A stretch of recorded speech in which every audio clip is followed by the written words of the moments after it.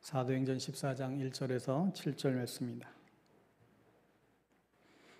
사도행전 14장 1절에서 7절 211면 우리 찾으셨으면 자리에서 일어나셔서 교독하여 선포합니다.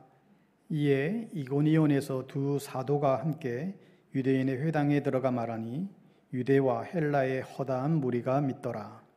그러나 순종하지 아니하는 유대인들이 이방인들의 마음을 선동하여 형제들에게 악감을 품게 하거늘 두 사도가 오래 있어 주를 힘입어 담대히 말하니 주께서 그들의 손으로 표적과 기사를 행하게 하여 주사 자기 은혜의 말씀을 증언하시니 그 시내의 무리가 나뉘어 유대인을 따르는 자도 있고 두 사도를 따르는 자도 있는지라.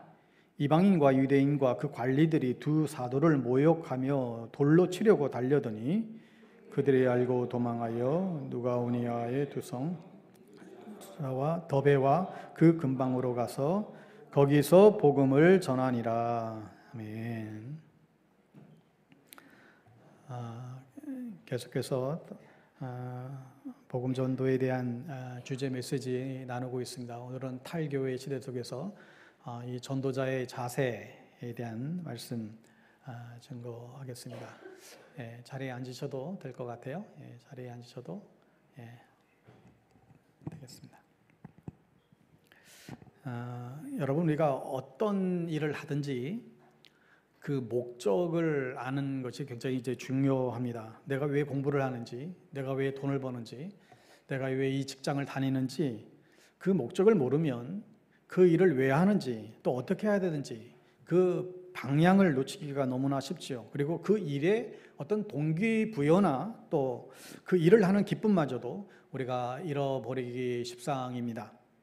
삶의 목적이 분명해야 인생의 방향이 정해지고 그 방향이 정해져야 그 사람의 사명 또 그 삶의 그 미션이 주어지는 것이죠. 여러분, 우리의 신앙생활에 있어서도 그 목적을 아는 것이 너무나 중요합니다. 이 땅에 교회를 세우신 것은 하나님을 이제 예배하기 위하여, 하나님의 사람으로 훈련 교육하기 위하여, 그리고 잃어버린 영혼들을 구원하기 위하여 이 땅에 교회를 세우셨습니다.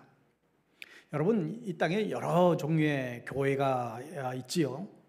전통을 따라서 움직이는 교회가 있어요. 우리는 지금까지 이렇게 해왔어. 그 전통이 그 교회를 모든 것을 쥐고 있는 경우가 있습니다. 또 인물에 의해서 움직이는 교회가 있어요. 사람에 의해서 움직이는 그 교회는 그 사람이, 그 인물이 사라지면 그 교회도 사라져버리죠.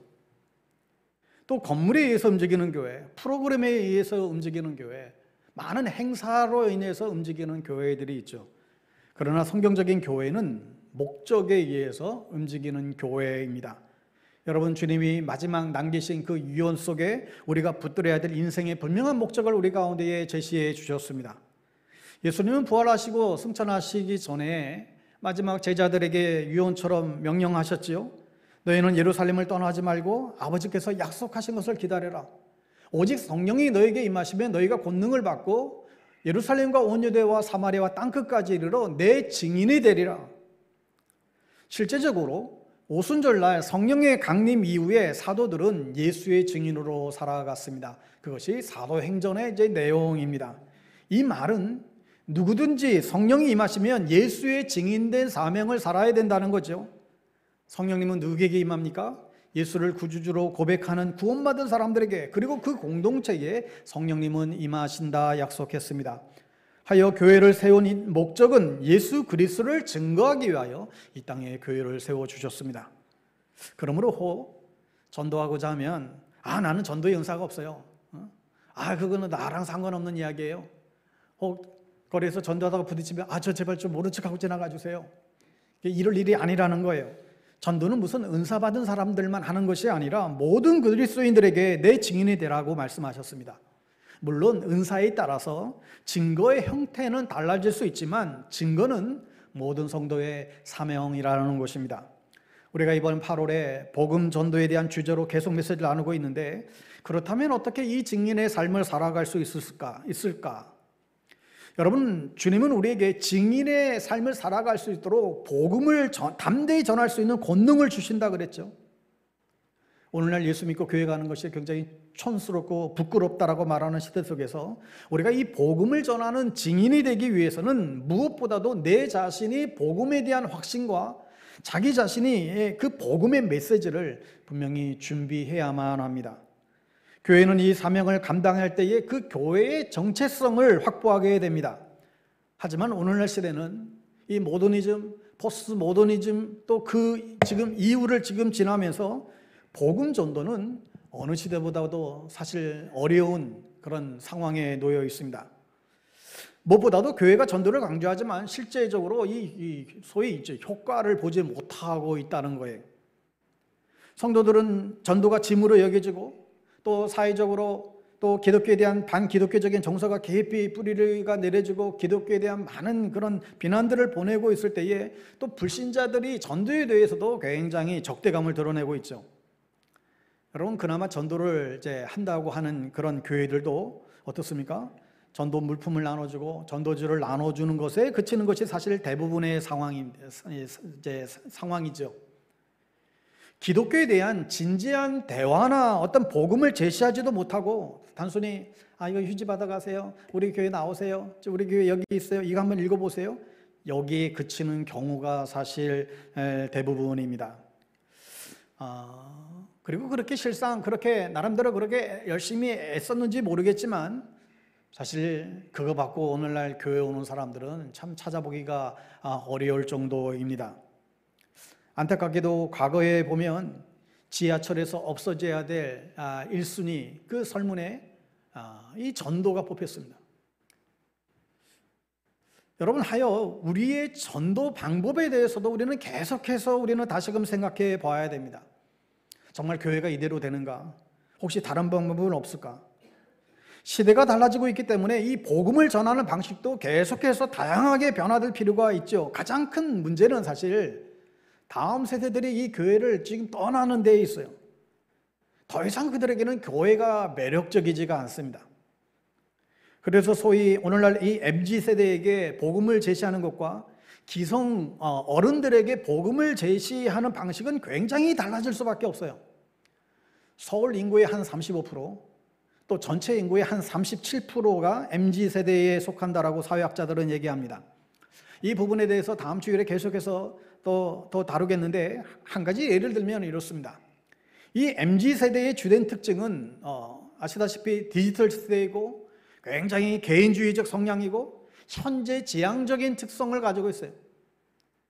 그래서 미래나 영혼에 대한 그런 개념에 대해서 관심 자체가 없습니다. 소위 소확행, 소소하지만 지금 확실한 행복, 지금 당장 작지만 어떤 의미를 부여하는, 그러다 보니까 기독교의 주된 메시지와 어긋나는 그런 경우들이 종종 발생합니다. 특히 개인주의적인 성향이 강한데 여러분, 소위 개취라 그러죠. 개취, 개인적인 취향, 이걸 요즘 젊은이들이 중요시 여기기 때문에 기성세대가 개인의 취향을 존중해주면 존중받는 그런 어른이 되지만, 반면 존중하지 않고 기존의 문화와 어떤 소통의 그런 방식을 강요하는 순간, 그 순간부터 꼰대가 돼버려요. 그래서 이 괴취를 표현의 한 방식으로 받아들이는 또 어른들의 노력이 굉장히 필요합니다. 이런 MZ세대에게 복음을 제시는 어쩌면 굉장히 개인적으로 접근해야 될 상황이 됐습니다. 각 개인의 영적 상태와 그 아이의 그 가정 환경과 그 아이가 처해 있는 모든 환경과 그 여건에 맞게 복음이 제시되고 다가서야만 하는, 어쩌면 예수님이 제자 한 사람 한 사람 불러서 그 제자 한 사람 한 사람에게 맞춤식의 그런 가르침과 그런 교육이 동행하면서 제자로 키워냈던 그런 그 주님의 목회가 어쩌면 앞으로 세대는 더 필요하다는 생각들을 하게 되는 것이죠. 그러한 세대가 이 MZ세대라는 거예요. 그러니까 전통적인 교회에서 이미 가지고 있는, 이미 우리가 해오고 있는, 이미 우리가 익숙한 그런 어떤 전통의 프레임의 틀에 맞춰서 너희들도 들어와라고 해서는 결단코 그 세대를 잡을 수가 없다는 거예요. 그 틀을 완전히 깨고 그들에게 맞는 개별화된 복음 제시가 필요하다는 것입니다. 그러니까 그들을 이해하지 않으면 결코 그들에게 복음 제시 자체가 불가능한 그런 현실을 오늘날 우리는 보고 있습니다. 여러분, 원래 전도는 일종의 커뮤니케이션의 한 그 행위인데, 예수님이 하늘 본체를 버리고 우리가 가장 우리에게 익숙한 인간의 형태의 모습으로 주님께서 이 땅 가운데에 오셨듯이, 여러분, 우리가 과거처럼 전도를 받는 사람들의 형편과 그 처지는 전혀 고려하지 않고 일방적으로 복음을 전하는 것이 아니라 피전도자의 그 입장을 최대한 고려해서 우리는 이제는 전해야만 하는 상황이 됐습니다.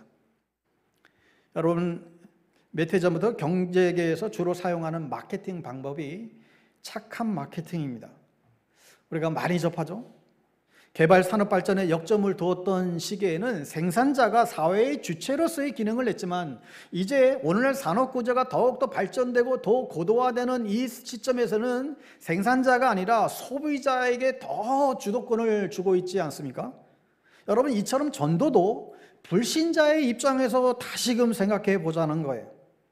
과거에는 단순히 들려지는 그 메시지를 중요하게 생각했습니다. 그 메시지가 참이면 됐어요. 그 메시지가 올바르면 그것으로 다 해결이 됐습니다. 그러나 오늘날은 어떻습니까? 오늘날은 그 메시지도 메시지지만 그 메시지를 전달하는 사람의 그 인격과 그 삶이 더 중요하게 작용된다는 거예요.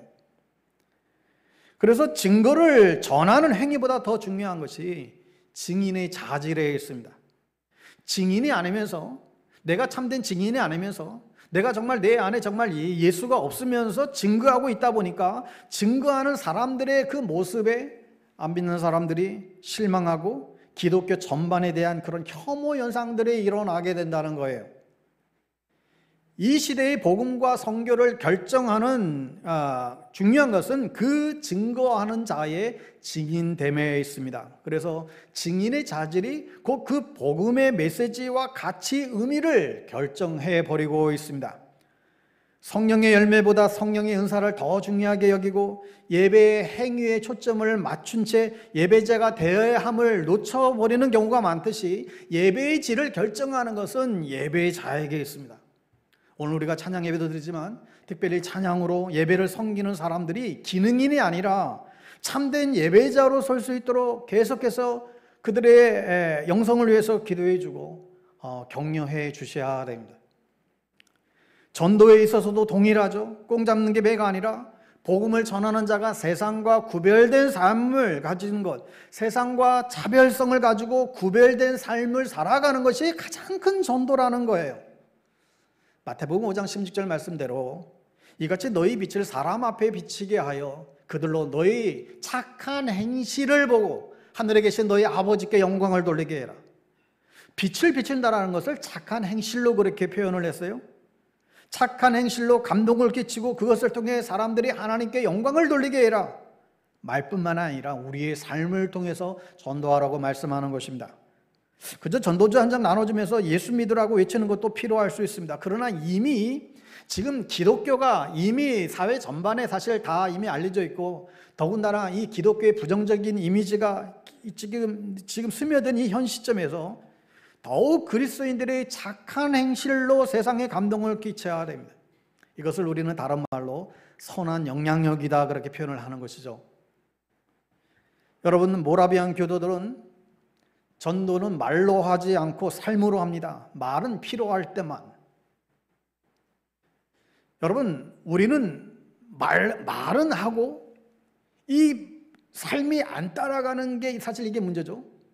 우리는 엄청 말은 많이 하는데 삶이 없고, 그들은 삶으로 전도하고 말은 지극히 꼭 필요할 때만. 참 이 모습을 볼 때 우리가 부끄러워지지 않습니까? 우리도 일상에서 만나는 모든 사람들에게 그리스도의 향기를 드러내며 하나님 앞에서 책임 있게 살아가고 세상에 선한 영향력을 나타날 때 복음 전도의 문이 열리게 될 것입니다. 오늘 본문의 시대적인 상황을 보면 당시 바울과 바나바가 1차 전도 여행을 할 때입니다. 그들은 소아시아, 지금의 터키 지역이죠. 그 소아시아에서 복음을 전했는데 꽤 성공적이었어요. 특별히 비시된 안디옥에서 복음을 전했더니 많은 사람들이 복음을 받아들이고 예수를 주로 고백하는, 하나님을 찬송하는 일이 일어났습니다. 그런데 반면에 이를 시기했던 유대인들이 또한 더불어 있었는데, 그들이 사람들을 선동해서 전도자들을 비난하고 또 그 지경에서 쫓아내고 말았죠. 여러분, 그러니까 우리가 복음을 전할 때 두 가지 반응이 있는 것을 알 수가 있죠. 어떤 이들은 복음을 받아들이고 그 영혼의 기쁨을 누리는 사람이 있는가 하면, 또 한 무리는 복음을 거부하는 사람들이 있어요. 심지어 전도자들에게 모욕을 주는 사람도 있어요. 복음을 전혀 들으려고 하지 않는, 아예 듣기도 전에 그냥 닫아버리는 사람들이 있죠.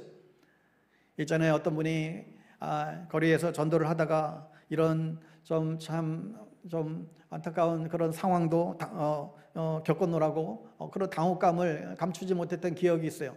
전도하면서 선생님, 저는 그리스도인인데 잠깐 시간을 내주실 수 있어요? 잠깐만이라도 얘기할 수 있을까요? 그렇게 이제 인사를 건네는데, 그랬더니 그분이 정색을 하면서 지금부터 열을 샌다. 열셀 동안 내 눈에 사라지지 않으면 당장 얼마나 이분이 그분 내가 아는 그분은 사회적으로 명망 있는 분인데 얼마나 순간적으로 당황이 됐겠어요? 여러분, 그러나 놀랍게 복음에 반응하는 사람들이 있어요.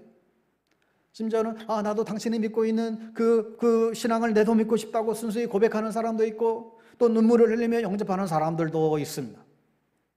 사실 우리가 전도할 때, 여러분, 정말 이 전도에 대한 소명을 가지고 더 열심히 하는 사람들은 다 이유가 있어요. 이 전도의 맛을 알기 때문인 것이죠. 정말 나에게 무슨 전도회를 냈다고 나에게 무슨 돈을 주는 것도 아니고 아무것도 아닌데, 그 잃어버린 영혼들이 돌아올 때의 그 기쁨은 세상의 그 어떤 그 기쁨과 비교할 수 없는 그런 기쁨이죠. 그러니까 때로는 거절당하고 욕 먹는 것이 두려워서 전도를 못한다 생각하면 평생 전도를 못하고 말 거예요. 이 바울과 바나바는 비시리안 안독에서 복음을 전하는데, 이 사람들은 기쁘게 그 복음을 받아들여요. 그러나 또 다른 사람들 한쪽에서는 그들을 핍박하자 그것을 떠나 이고니아한 곳으로 다시금 이동하게 됩니다. 거기서도 또 다시 복음을 전하죠. 그들은 복음을 전하는 것이 자신들에게 유티한 것을 알지만 그들의 그 전도의 열정을 포기하지 않았다는 거예요. 역시나 거기 이고니온에서도 유대인과 헬라인들의 많은 지지를 받고 많은 사람들이 또한 복음을 받아들였지만, 동시에 비시디안 안디옥보다도 더 많은 핍박이 또한 거기에서도 일어납니다. 오늘 2절에 보면 순종하지 아니하는 유대인들이 이방인의 마음을 선동해서 형제들에게 악감을 품게 했다. 또 5절에도 두 사도를 모욕하여 돌로 치려고 달려들었다. 그저 그냥 핍박 조롱한 정도가 아니라 돌로 치려서 생명의 위협까지 가하는 일들이 여기서 일어났다는 거예요. 그러니까 더 많은 복음의 진보가 이루어지려고 하니까 더 큰 고난이 있다는 것이죠. 여러분, 이런 것을 보면 전도의 일종의 그런 공식 같은 게 있어요. 고난이 없이는 복음의 진보가 결단코 없다라는 거예요. 여러분, 오늘날도 복음을 전하면 감옥에 갇히고 추방당하고 죽임을 당하는 지역이 오늘날도 많이 있습니다. 중요한 사실은 불편 없이 복음의 진보는 일어나지 않는다는 거예요. 사실 우리가 평생 남에게 전도하지 않고 산다면 아마 복음 때문에 불편한 일은 없을 거예요. 우리가 전도하지 않으면 복음 때문에 박해당할 일도 사실 없을 거예요. 하지만 그의 삶 가운데 하나님이 가장 기뻐하시는 영혼을 구원하는 그 열매는 맺지 못하고 사는 것이죠. 한 영혼이 주님께 돌아왔을 때에 정말 주님께서 잃어버린 자가 돌아왔을 때 춤을 추며 기뻐하는 그 기쁨을 보지 못하는 거죠. 여러분, 누가복음 15장 7절에 보면 내가 너에게 이르노니 이와 같이 죄인 한 사람이 회개하면 하늘에서는 회개할 것이 없는 의인 99마리로 말미암아 기뻐하는 것보다 더 낫다. 그러면서 탕자 이야기가 소개되잖아요. 아버지가 저 멀리서 돌아오는 그 아들을 보며 기뻐하며 그 아들을 품어줍니다. 새 옷을 입히고 새 가락지를 끼고 새 신을 신기고, 그러면서 뭐라고 그래요? 내 아들이 죽었다가 다시 살아났고 내 아들이 잃었다가 다시 얻은 내 아들이다 하며 춤추며 기뻐했던 모습을 우리는 상상할 수 있습니다. 이것이 하나님의 기쁨이죠. 바울과 바나바는 이런 하나님의 기쁨을 알았기 때문에 이 복음 전하는 일을 포기할 수가 없었어요. 복음은 그들에게 소명이었고 사명이었습니다.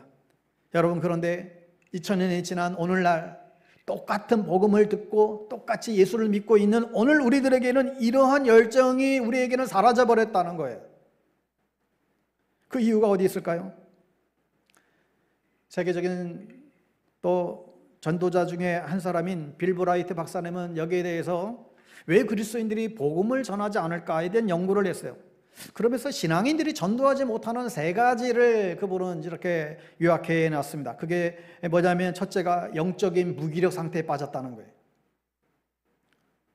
여러분, 사람들은 자기가 흥미가 없는 것은 다른 사람에게 전달하지 않죠.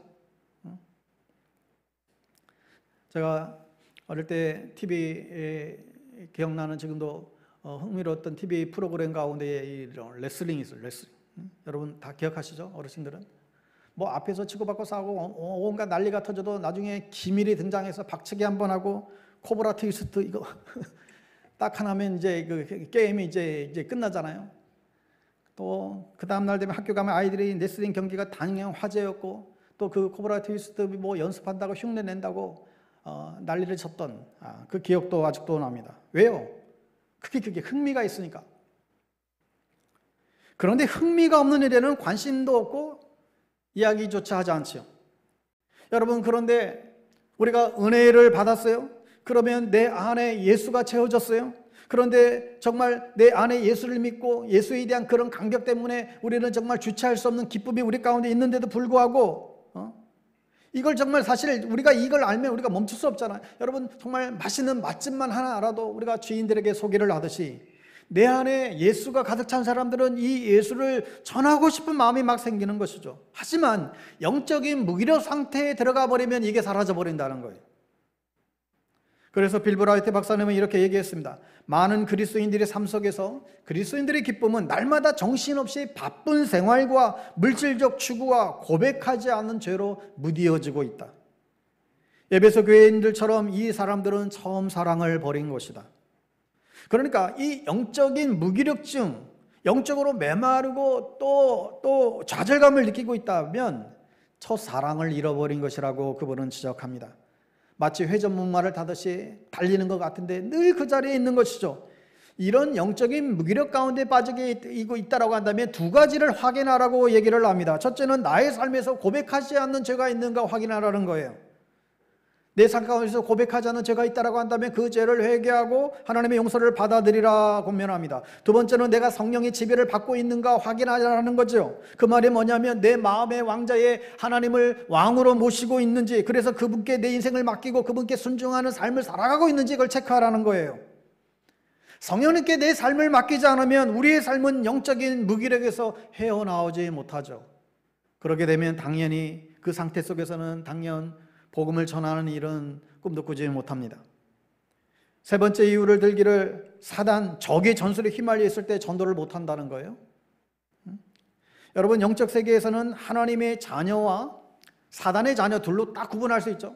하나님의 자녀, 사단의 자녀. 근데 하나님의 자녀가 불신자를 향하여 전도할 때 이 사탄이 가만히 있지 않아요. 그 전도를 악착같이 막고 방해하고 공격을 하는 것이죠. 여러분, 이때 사탄의 전략 가운데 하나가 뭐예요? 전도자들에게 이렇게 얘기하는 것입니다. 누군가가 복음을 전하려고 하면 야야야, 네 일이나 잘해. 네 주제에 무슨 전도를 해? 야, 뭐 네 생각을 왜 다른 사람에게 그렇게 강요하고 난리야? 수많은 그런 속삭임들이 사단이 우리에게 주는 속삭임들이죠. 여러분, 그러나 이것을 우리가 이겨내야 됩니다. 여러분 가운데, 아니 여러분들 부모님, 여러분의 그 할아버지 그 세대에 그분을 전도하실 분들이 누군가는 계실 거 아니겠어요? 그런데 만약에 그때 그 전도하려고 했던 분이 아니 왜 내 신앙은 뭐 남에게 굳이 그렇게 강요할 필요가 있을까? 그냥 내 입을 다물어야지.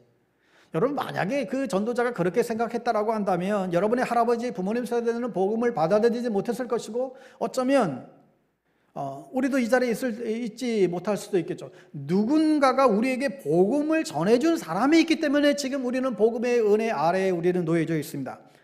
여러분, 누구에게 복음을 전하는 게 이게 강요일까요? 복음을 전하는 게 이게 강요일까요? 물론 복음을 전해도 그 선택은 그 당사자에게 있죠. 여러분, 철길 위에 아이가 위험한 줄 모르고 놀고 있어요. 저기에서 지금 철도가 지금 기관차가 달려와요. 여러분, 아주 급한 상황이잖아요. 그러면 어떻게 하겠어요? 일단은 외쳐야죠. 애가 잘못이 있든 어떤 간에 부주의하든 어떤 간에 일단은 그 위험에서 피하도록 외쳐야 되지 않을까요? 그럼에도 사탄이 뭐라고 얘기하는가 하면, 야, 요즘 이런 식으로 여러분 그렇게 전도하는 거 아니야. 야, 뭐 너와 뭐 그 상관없는 이야기인데 왜 딴 사람 일에 신경 쓰고 있냐고. 사람들도 그렇게 말해봐도 사람들 다 거부할 거니까 아예 얘기 아예 꺼내지도 마.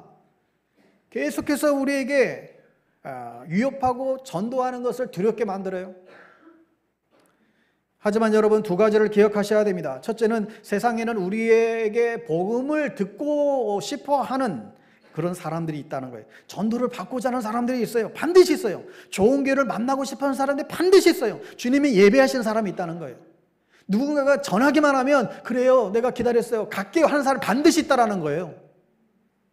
두 번째 이유는 실제적인 방법에 대한 결핍이죠. 지난번에도 얘기했지만 우리가 훈련이 안 됐기 때문에 어떻게 예수를 전해야 될지 몰라서 이걸 전하지를 못하는 경우들이 많이 있습니다. 그러다 보니 그냥 침묵해버리는 거예요. 그래서 빌버라트 박사는 수천 번의 조사를 통해서 이렇게 얘기를 했어요. 오늘날 대부분 그리스도인들은 참으로 그들의 신앙을 다른 사람들과 나누기를 원하고 있지만 효과적으로 도와줄 수 있는 그런 실제적인 훈련을 받고 있지 않다.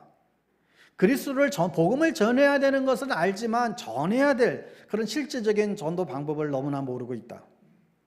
여러분, 물론 전도하는 것이 어떤 규칙과 어떤 뭐 규정이 있어서 뭐 그거를 뭐 그냥 그런 요령에 따라서 해야 되는 그것만은 아니지만, 실제적으로 복음을 전하는 것들이 훈련되지 않으면 그냥 우리가 자신이 없어져 버리는 것 아니겠어요? 그러니까 1차적으로 우리가 정말 구원의 확신을 받은 사람들은 짧은 시간에 복음을 전하는 방법을 익혀야 됩니다. 여러분, 꼭 우리가 뭐 길거리에 나가서 복음을 전하고 뭐 그러지 않는다 할지라도 언젠가 어떤 필요에 있어서 복음을 누군가에게 전해야 될 상황들이 온다는 거예요. 근데 그 복음을 전할 수 있는 무기를 가지고 있어야죠. 나에게 복음을 가르쳐 주세요. 누군가가 얘기를 하는데 뭘 얘기해야 되지? 평생 교회를 다녔는데 그냥 예수 믿어요, 교회 나와요. 지금 여러분, 만약에 여기서 끝난다라고 한다면 어떻게 이제 전도할 수 있겠어요? 제가 얼마 전에 인터넷을 보다가 3분 전도법, 이게 소개하는 목사님 봤어요? 3분 전도법. 야, 3분 전도? 그래서 그거 봤던데 정말 복음의 아주 핵심의 내용들이 거기 다 들어있어요. 이 정도는 우리 성도들도 이거 충분히 숙지하면 이거 활용할 수 있겠다는 생각이 들어서 여러분에게 좀 소개하고자 합니다. 여러분, 이것을 반복해서 좀 이제 외우고 정말 좀 그렇게 되면 여러분에게 복음을 전할 수 있는 좋은 무기가 될 수 있을 것 같아요. 제가 그분 하시는 그 내용 그대로 그냥 전해볼게요. 하나님께서 우리 사람을 하나님의 형상으로 만드셨어요. 개나 돼지나 형상이 아니라 하나님의 형상으로 만드셨어요. 참 행복했어요. 산의 나무, 물고기, 바다의 물고기, 공중의 새, 다 모든 것이 우리를 위해서 만들어 놓았어요. 그런데 이런 하나님과 우리 사이가 죄로 인해 그 사이가 갈라지고 말았어요. 죄의 결과로 하나님을 떠나면서 우리의 인생은 고난이 시작됐어요. 죄로 인해서 하나님을 떠나면서 우리 인생에 모든 질병이 찾아왔어요. 알 수도 없고 이유도 알 수 없는, 원인도 알 수 없는 질병이 찾아왔어요. 죄의 결과로 하나님을 떠나면서 우리의 인생은 저주 아래 살게 됐어요. 저주가 뭐냐면 인생이 내 뜻대로 안 되는 거예요. 내가 계획한 대로, 내가 생각한 대로, 내 마음대로 안 되는 거예요. 원치 않는 일들이 막 일어나는 거예요. 죄의 결과로 하나님을 떠나면서 우리 인생은 정신적인 질환이 찾아오게 됐어요.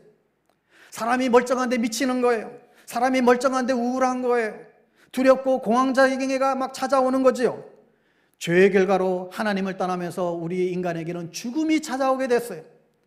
모든 인생은 이런 굴레 속에서 태어나서 여기서 살다가 여기서 죽어요. 아무런 대책도 없고 대안도 없어요. 그러나 이런 세상 속에서 사람들은 이런 인생의 문제를 해결하기 위해서 길을 찾아요. 어떤 사람은 절에 가봐요. 그러나 해결할 수 없어요. 어떤 사람은 인생의 이런 문제를 해결하기 위해서 점을 쳐보기도 해요. 그러나 해결할 수 없어요. 길을 찾다 길을 찾을 수 없습니까? 사람들은 이거 그냥 운명으로 받아들이기 시작했어요. 사람이 인생이라는 건 이렇게 살다가 이렇게 그냥 죽는 거구나, 그냥 운명이구나, 이렇게 사람들은 받아들이기 시작했죠. 그래도 그렇지, 한 번밖에 없는 인생인데 행복하게 살고 싶은 거죠. 그러면 어떻게 행복하게 살아갈 수 있을까? 돈을 보면 행복할 거야. 그래서 사람들은 투잡 쓰리잡 하면서 열심히 많은 돈을 쥐어보지만 정작 돈을 쥐어보니까 행복이 와주지 않는 거예요. 내가 명예가 없어서, 내가 권세가 없어서 행복하지 않은가? 그러니까 돈이 있으니까 명예와 권세를 목적으로 열심히 국회의원도 돼보고 대통령도 돼보고 그렇겠지만 정작 행복이 와주지 않아요. 왜 그런지 아세요? 여러분 여기를 보세요. 여러분, 물고기는 물을 떠나서는 결코 행복할 수가 없지요. 나무는 땅에 깊이 뿌리를 내려오져서 그 수분을 받아들이지 않으면 살 수 없는 것이죠. 물고기는 물에 있어야 가장 행복하고, 나무는 그 땅에 뿌리를 박혀 있어야 행복하듯이 하나님의 형상으로 만들어진 사람들은 하나님을 떠나서는 행복할 수가 없는 거예요. 하나님을 떠난 죄의 결과로 이런 많은 문제들이 있다라고 한다면 다시 하나님을 만나면 회복될 수 있는 것 아니겠어요? 그 하나님을 만나는 길이, 예수님께서 내가 곧 길이요 내가 곧 진리라 그랬죠. 그래서 내가 하나님을 만나는 길이다 예수님 말씀했어요. 아니, 왜 예수님이 하나님을 만나는 길이라고 말씀하고 있는가? 왜냐하면 예수님이 이 땅 가운데 오셔서 모든 인생의 죄의 짐을 다 짊어지고 인류가 지은 모든 죄를 대신 다 갚아주셨어요. 다 감당해 주셨어요. 그래서 이 예수님을 내 마음에 모시게 되면 저주와 죽음과 절망과 낙심 가운데 있던 이 사람들이 다시금 이쪽으로 옮겨서 하나님의 자녀가 될 수 있어요. 예수님을 내 마음속에 모시게 되면 그때부터 우리에게는 축복의 삶이, 인생의 삶이 우리 가운데 주어지는 거예요. 선생님도 예수님을 이 시간 내 마음 가운데 모시게 되면 그러한 인생을 살아갈 수 있어요. 저를 따라서 이 짧은 기도를 여러분 따라 하신다라고 한다면 주님을 영접할 수 있죠. 하나님 아버지, 저는 죄인입니다. 오랜 세월 동안 예수를 모르고 살다가 이제 돌아옵니다. 예수님이 나의 죄 때문에 십자가에 달려 죽으시고 돌아가신 것을, 그리고 부활하신 것을 내가 믿습니다. 예수님, 이 시간 내 마음 가운데 들어와 주세요. 이제 나는 예수님을 구주로 믿는 하나님의 자녀가 되었습니다. 지금부터 영원토록 나를 지켜주시고 인도해 주시리라 믿습니다. 예수님의 이름으로 기도합니다. 아멘. 몇 분 걸렸나요? 여러분, 그분은 이걸 3분에 전하더라고. 3분에. 이걸 여러분 나름대로 얘기하는 건, 여러분 나름대로 여러분이 복음을 전할 수 있는 복음의 메시지를 더 축약해서 누구를 만나도 복음의 핵심, 이걸 전할 수 있는 여러분 연습을 하셔야 됩니다. 나름대로 복음을 전하는 방법들을 익히고 나서 전했는데도 뭐 다 받아들이나요? 거절하는 사람들도 많죠. 여러분, 거절하는 사람들을 만난다 할지라도 여러분 조금도 뭐 화낼 일이 아니라 그분을 축복하고, 다음번에는 선생님도 예수를 만났으면 좋겠습니다. 그분을 축복하고 헤어지면 되는 거예요. 여러분, 전도는 우리에게 주신 모든 사명이고 하나님이 가장 기뻐하시는 일이다. 이걸 믿으시기 바랍니다. 그런데 예수를 믿으면서도 우리가 전도하지 못한다면 이 아까 세 가지를 여러분 점검하시기 바라는 거죠. 내가 영적 무기력에 빠져 있지는 않는지, 사탄의 전술에 내가 휘말려 있지는 않는지, 내가 전도하는 그런 훈련이 내 안에 없어서 그런 두려워하고 있는 것은 아닌지. 여러분, 사실 성도의 삶은 우리의 일생이 전도의 삶이 되어야 되는데, 그래서 어떤 자세로 전도를 해야 하는지 오늘 본문은 우리에게 중요한 몇 가지 포인트를 얘기해 주고 있습니다. 첫 번째는 일상의 전도입니다. 1절에 보시면 두 사도가 함께 유대인의 회당에 들어갔다고 했는데, 여러분 이게 다른 번역에, 영어 번역에 보니까 유대인의 회당에 들어갔다, 평상시처럼 일상대로 유대인의 회당에 들어갔다 그렇게 덧붙였습니다. 평상시처럼 일상대로 유대인의 회당에 들어갔다. 그러니까 바울의 선교 전략은 어떤 도시에 들어가게 돼도 늘 반드시 먼저 유대인의 회당에 들어갔어요. 여기 보면 평상시처럼 여느 때처럼 회당에 들어갔다는 거예요. 저는 이것을 일상의 전도라고 그렇게 표현하고 싶어요. 평상시에 하던 대로. 여러분, 우리의 일상에서, 직장에서, 마트에서, 미용실에서, 헬스클럽에서, 동호회 모임에서 등등 하나님께서 우리에게 만나게 해주시는 그런 사람들의 그 기회를 선용하라는 거예요. 이게 일상에서의 전도지요. 내 삶의 바운드리에 있는 그런 사람들에게 언제나 복음을 전할 수 있는 그런 준비를 해야 된다는 거예요. 그게 일상의 전도예요. 두 번째는 효과적인 전도예요. 1절에 회당에 들어가 말하니 유대와 헬라의 허다한 무리가 믿더라 그랬는데, 또 다른 번역에서도 바울과 바나바가 매우 효과적으로 전도했더니 유대인들과 이방인들이 믿었다 그렇게 적시하고 있습니다. 매우 효과적으로 전도했다.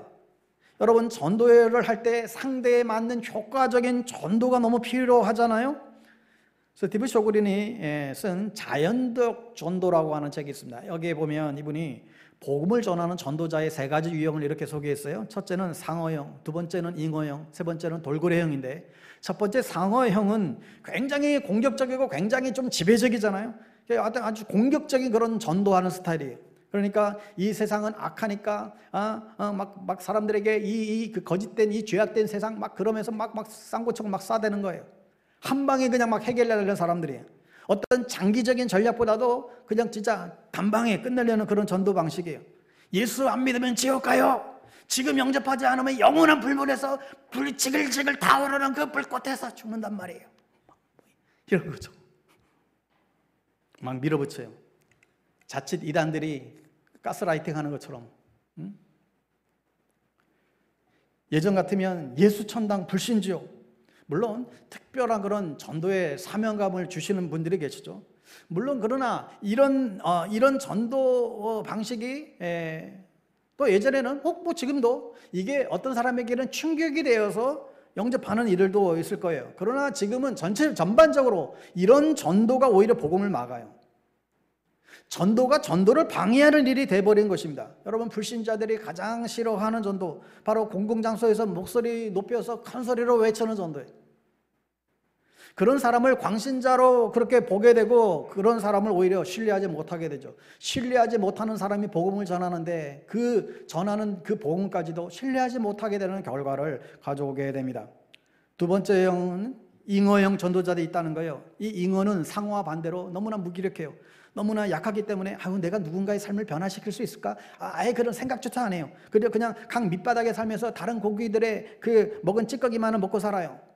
싸우는 것보다는 그냥 안전한 길을 택해요. 책임을 느낄 만한 일을 아예 하지도 않아요. 일을 만들지도 않고 일을 버리지도 않아요. 그러니까 전도에 있어서도 잉어형이 있다는 거예요. 다른 사람들을 그리스도께로 인도하는 일에 대해서는 아예 그냥 관심도 없어요. 생각조차도 안 하고 살아요. 결코 바른 모습은 아니죠.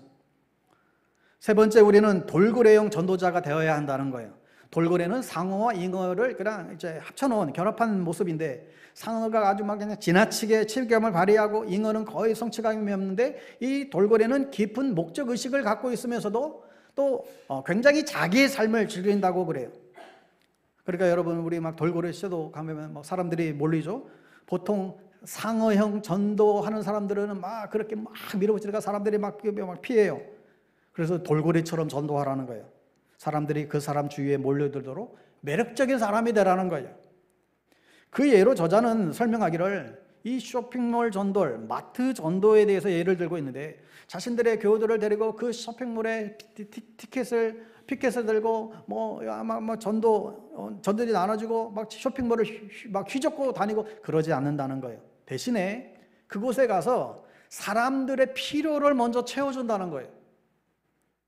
예를 들어서 무거운 쇼핑백을 들고 낑낑거리는 사람이 있으면 그것을 들어서 안전하게 자동차까지 들여다주는 일을 하죠. 또 버려진 쓰레기들 있으면 쓰레기를 줍고, 상인들 앞에 유리창이 더러워지던 그 유리창을 닦아주고, 그러면 사람들이 오히려 묻는데요. 왜 그러냐고, 왜 나를 도와주냐고, 당신 나 모르는데 왜 이렇게 나에게 이런 선한 일을 행하냐고. 이때 전도자가 얘기하는 것이죠. 우리는 당신에게 하나님의 사랑을 실질적인 그런 방법으로 보여주고 싶어서 당신에게 이렇게 하는 겁니다. 이렇게 친절한 행위를 베풀어 하나님의 사랑을 드러내므로 그리스도를 알게 한다는 것이죠. 이게 효과적인 전도법이라는 것입니다. 그러니까 여러분, 복음을 전할 때도 전략을 잘 세워서 써야 됩니다. 어떤 분들은 이사를 할 때 돕기도 하고, 아플 때 찾아가서 위로를 해주기도 하고, 그래서 상대방의 아픔과 그 위로를 채워주는 일에 집중함으로 효과적으로 어떤 관계들을 맺고 복음을 전하는 기회로 얻을 수 있다는 거예요. 본문에 나타난 세 번째 전도의 자세는 담대한 전도예요. 3절에 보시면, 두 사도가 오래 있어 주를 힘입어 담대히 말하니 주께서 그들의 손으로 표적과 기사를 행하겠다. 자, 여기 보면 주를 힘입어 담대히 말하니, 일부 사람들이 복음을 전할 때 악감정을 품었다고 그랬잖아요. 그럼에도 불구하고 담대하게 복음을 전하는 거예요. 그랬더니 복음의 능력이 나타나서 주께서 그들의 손에 표적과 기사, 기적을 일으키게 행하게 해주셨다. 복음을 전했더니 병이 낫고 귀신이 쫓아나고 이런 일들이 막 일어나는 거예요. 여러분 특별히 선교지에 가보면 좀 그런 일들이 많죠. 그러니까 복음이 사람을 구하고 가정을 살리는 것이면 세상을 구원할 수 있는 유일한 대안은 복음뿐이에요. 가정을 살리는 것도 복음이에요. 악한 자들, 포기한 자들, 낙심한 자들, 인생 실패한 자들, 절망에 놓여 있는 사람들을 구원하는 것도 결국은 복음밖에 없어요. 우울하고 자살하고 싶고 지친 영혼을 구원하는 것도 결국은 복음이에요. 그래서 바울은 하나님의 복음에는 하나님의 능력이 나타나는 것을 이 확신을 가진 것이죠. 여러분 아시다시피 사도 바울은 굉장히 외모로 볼 때는 매력적인 인간이 아니었잖아요. 바울이 말을 잘했을까요? 못했을까요? 여러분 사도 바울이 말을 잘했을까요? 못했을까요? 바울은 말을 굉장히 못했다고 그렇게 알려집니다. 그래서 바나바와 바울이 있으면 대부분 말하는 것은 다 대부분 이제 바나바가 하고 바울이 먼저 막 앞서서 얘기한 적이 거의 없어요. 또한 외모도 편편치가 않아요. 머리는 대머리였고 또 코는 매부리 코였고 등은 좀 구부러져 있고 여러분 사진에 보시는 대로 또 눈이 안 좋아가지고 앉으려고 굉장히 고생했고 또 바울에게 또 이제 또 간질이 있어서 간혹하다가 막 말씀 전하다가 막 쓰러지고 이랬단 말이죠. 그런 사람이 소아시아뿐만 아니라 당시 세계 최고의 도시인 로마에게까지 와서 주의 복음을 전한 거예요. 아니 어떻게 그런 얼굴로 그런 외모로 그런 핸디캡을 가지고 복음을 당당하게 전할 수 있는가? 복음에는 하나님의 능력이 나타난다. 이 믿음을 가졌기 때문이에요. 아니 식민지 땅에 볼품없는 나라에서 와서 이 로마의 복음을 전하는가? 그는 세계를 두려워하지 않았어요. 왜냐하면 바울은 이 로마와 나와 비교하잖아요. 세계와 나를 비교 안 했어요. 로마와 하나님을 비교했어요. 로마와 하나님을 비교했을 때 이 로마는 아무것도 아닌 거예요. 로마가 만만해 보이는 거예요.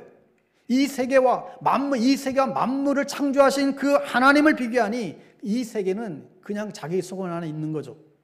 여러분 다윗과 골리앗이 싸울 때도 여러분 동일했죠. 다윗도 그랬잖아요. 골리앗과 나를 비교하면 이건 잽이 안 돼요. 골리앗과 다윗을 비교하면 잽이 안 되는데 그 순간에 다윗은 골리앗과 하나님을 비교했어요. 골리앗과 하나님을 비교했을 때 이 골리앗은 하나님 앞에서 아무것도 아닌 것이죠. 아주 그냥 우습게 보이는 아무것도 아닌 존재가 된 거예요.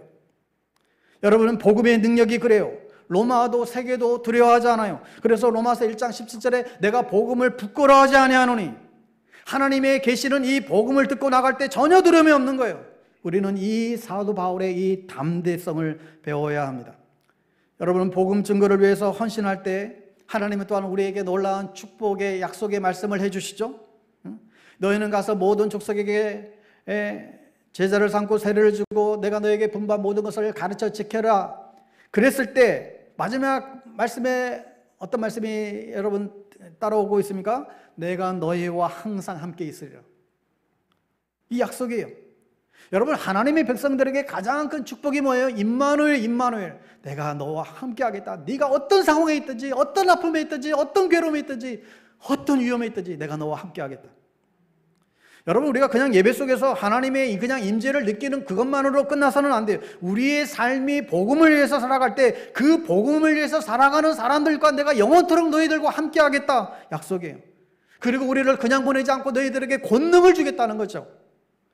여러분 군대를 가는 아들들이 군대 보낼 때 한 2년 동안 먹고 살 양식을 짊어지고 들어가나요? 아니에요. 그냥 맨몸으로 들어가요. 가면 입던 옷도 다시금 돌려보내잖아요. 그 무슨 뜻이에요? 자신들을 군인으로 부른 그 국가가 이 군대에 있는 동안은 국가가 책임지겠다는 거예요. 여러분 우리가 주의 복음을 위하여 살면 하나님이 책임져 주십니다. 하나님의 나라와 그 일을 구하라. 그리하면 이 모든 것을 너에게 더해 주시리라. 이 약속의 말씀을 믿으시기 바랍니다. 여러분 이 복음의 문제에 대해서는 정말 물러서지 않는 이 투사의 정신을 좀 필요해요. 많은 경우 복음 전하지 못하는 경우가 복음을 부끄러워해요.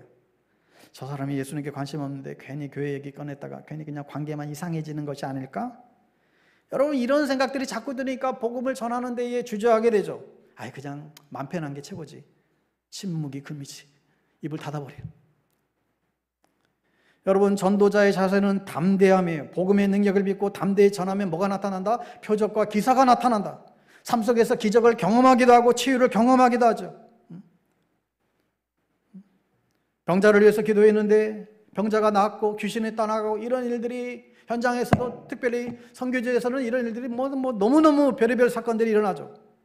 여러분, 우리에게 권능을 주시고 필요하면 물질을 주시고 하나님의 공급이 끊임없이 일어나는 이유가 어디에 있습니까? 하나님의 목적에 내 삶을 실으면 하나님이 그런 일들을 일으키게 될 줄 믿습니다.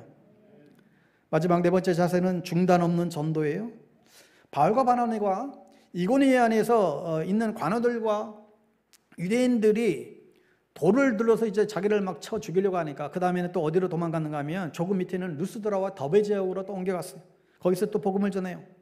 우리가 잊지 않았지만 나중에 보면 거기서 전도를 계속했는데 그들은 어떤 위협에도 전도하는 것을 중단하지 않습니다. 생명이 일어난 복음을 전하겠다라는 투철한 그런 소명이 그들에게 있었죠. 이후에 사도행전에 보면 어디로 가는가 하면 루스드라, 더베, 빌리기아, 갈라디아, 무시아, 빌립보, 데살로니가, 베레아, 아덴, 고린도, 에베소, 노마에 이르기까지, 이게 이제 사도행전에 쭉 나오는 것이죠. 여러분, 그리고 이 바울이 자기가 복음을 전하면서 당했던 그 고난에 대해서 고린도후서 11장에서 표현하고 있는데, 거기 보면 자신은 옥에 갇히고 수없이 매를 맞고 죽을 뻔하고 배가 파선다고 강도를 만나고 동족과 이방인이 위협을 당하고 잠도 잘 못 잤고 굶주렸고 목마르고 죽었고 정말 벌거벗었다, 이런 얘기들을 계속해서 고백합니다. 그러나 그 많은 고난을 겪었는데도 그는 포기하거나 중단한 일이 없어요. 여러분 잘 아는 짐 엘리엇, 그도 이런 얘기를 했어요. 영원한 것을 위하여 영원하지 않는 것을 드리는 것은 낭비가 아니다. 그러면서 자신의 생명을 드렸죠. 예수님도 나는 선한 목자라 양들을 위하여 목숨을 버리느니라. 예수 그리스도가 우리를 위하여 희생한 것처럼 우리도 영혼을 건지는 일에 전부를 걸어야 됩니다. 기독교 확장이 목적이 아니라, 여러분, 기독교가 확장되는 것이 하나님의 목적이 아니라 생명이 있어요. 길이요 진리요 생명 되신 예수님, 그 예수님을 통해서 하나님께로 돌아가는데 우리의 목적이 있습니다. 사랑하는 여러분, 여러분과 저는 예수를 믿는 동시에 예수를 전하는 자로서의 부르심을 받았습니다. 그래서 오늘 바울이 지녔던 이 네 가지의 전도의 자세를 배우고 내가 일상의 삶에서 늘 전도하겠다, 효과적인 전도를 더욱더 계획하고 준비해야 되겠다, 나는 또 담대히 전하겠다, 전하는 거 중단하지 않겠다, 적어도 이 네 가지의 원칙을 가지고 오늘날 정말 탈교회가 지속되고 있는 이 변하는 세상 속에서 어떻게 우리가 전도해야 될지 계속해서 우리가 고민하고 하나님의 지혜를 구하게 될 것입니다. 말씀을 정리하면서 중요한 것은 영혼을 구원하는 주체는 우리가 아니라 하나님께 있습니다. 잃어버린 영혼은 누가 살려요? 주님이 살리는 거예요. 전도의 주체는 하나님이세요. 우리는 씨를 뿌리고 물을 주는 그런 도구에 불과해요. 여러분, 결국 전도는 예수님을 만난 사람들이 그의 사랑으로 인해서 비롯되는 거예요. 내 안에 예수를 간직한 사람들이 당신이 경험한 그 하나님의 사랑으로 인해서 전도가 일어나는 거예요. 당신 예수 안 믿으면 지옥 가? 영원토록 꺼지지 않는 불못에서 지글지글 그 고통 가운데 당신 놓이게 될 거야? 영원토록 거기서 벗어나지 못할 거야? 협박해서 예수 믿으라는 게 아니라, 지옥 가스라이팅이 아니라, 로마서 5장 5절의 말씀처럼 우리에게 주신 성령으로 말미암아 하나님의 사랑이 우리 가운데에 부음받아 됨이니, 성령으로 말미암아 하나님의 사랑이 우리 가운데에 부음받아 됨이니, 그래서 우리가 바뀌어야 되는 거예요. 교리적으로 율법적으로 그냥 가스라이팅해서 예수 믿게 하는 것, 그것이 아니라 하나님의 사랑이 부음받아 됨이니, 그래서 복음을 전하는 거예요. 사랑하는 여러분, 우리 하나님 아버지는 결코 우리에게 가스라이팅 하지 않아요. 우리에게 어떤 두려움을 조장하지 않습니다. 우리에게 자기 하나밖에 없는 아들까지, 생명까지 내어주신 그 분이 그렇게 우리를 사랑하신 분인데, 그분은 그 엄청난 희생을 우리 가운데 허락하셨기 때문에 우리를 계속해서 안타까운 마음으로 기다려주세요. 사랑은 모든 두려움을 내어 쫓느니라. 이 하나님의 사랑을 아는 자가 그 사랑을 덧입고 영혼을 끌어안고 주님께 나아가는 것입니다. 그러므로 여러분, 하나님 우리에게 당신의 사랑을 더 부어주십시오. 그 사랑으로 한 영혼 한 영혼에게 다가가시게 하시고 그 영혼이 변화되는 그 영광을 보게 해주십시오. 종교적으로 조성하고 컨트롤하는 것이 아니라, 조절하고 사람을 그렇게 하는 것이 아니라 하나님의 사랑 앞에 나아가는 전도자의 삶을 살게 해주십시오. 우리가 하나님의 사랑을 더욱더 구하게 될 때 우리의 삶 속에 하나님이 약속하신 그 놀라운 표적과 기적이 우리의 전도의 삶의 현장 가운데 일어나게 될 줄을 분명히 믿습니다. 아멘. 우리 찬양하고 우리 함께 기도하죠. 아무도 예배하지 않는 그곳에서 이 찬양 우리 함께 또 고백하고 싶습니다. 정말